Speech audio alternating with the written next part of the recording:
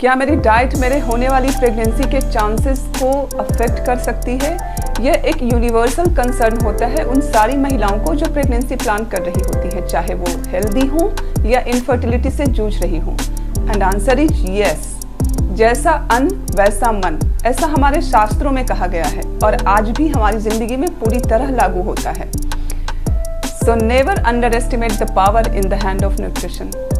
मैं आपको बता दूं कि जब भी हम लोग हाई या एबनॉर्मल कार्बोहाइड्रेट इंटेक लेते हैं, ये हमारे ग्लूकोज मेटाबॉलिज्म को बुरी तरह प्रभावित करता है, जिससे हमारी फर्टिलिटी प्रभावित होती है। अगर आपके डाइट में ज़्यादा फैट, लिपिड, शुगर ये सब होते हैं तो आपके बॉडी में इंसुलिन रेजिस्टेंस बढ़ती है, आपके बॉडी में टेस्टोस्टेरोन की लेवल बढ़ती है, यहाँ तक कि oocyte और एम्ब्रियो की क्वालिटी प्रभावित होती है, माइटोकॉन्ड्रियल फंक्शन डिस्टर्ब होता है और ओवरऑल फिर इनफर्टिलिटी होती है।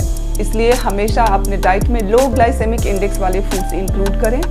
हो सके तो प्रोटीन भी प्लांट ओरिजिन का लें, क्योंकि प्लांट ओरिजिन के प्रोटीन्स का बहुत सारा बेनिफिशियल इफेक्ट होता है इंसुलिन रेजिस्टेंस पे। अपने फूड्स में हमेशा PUFA and omega 3 fatty acid rich foods जैसे फिश हो गए, वॉलनट हो गया, या फिर सीड्स जैसे कि फ्लैक्स सीड्स यानी अलसी, चिया सीड्स, सोयाबीन, स्प्राउट्स वगैरह इंक्लूड करें। हो सके तो अपने डाइट में बहुत सारे माइक्रोन्यूट्रिएंट्स भी इंक्लूड करें। ये बहुत अच्छा होता है हमारे फंक्शन ओवरऑल oocyte मैच्योरेशन के लिए।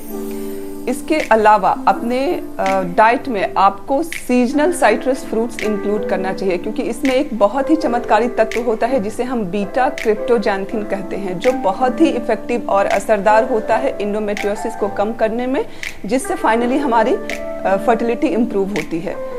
अपने डाइट में अगर आप आयरन भी इंक्लूड करना चाहते हैं तो प्रेफरेबली प्लांट ओरिजिन का हो। इसके लिए आप होल ग्रेन्स ले सकते हैं, आप लेग्यूम सीड्स ले सकते हैं, कुछ इंपॉर्टेंट वेजिटेबल्स भी जैसे स्पिनच, लाल साग, ये सब बहुत अच्छे सोर्स ऑफ आयरन है।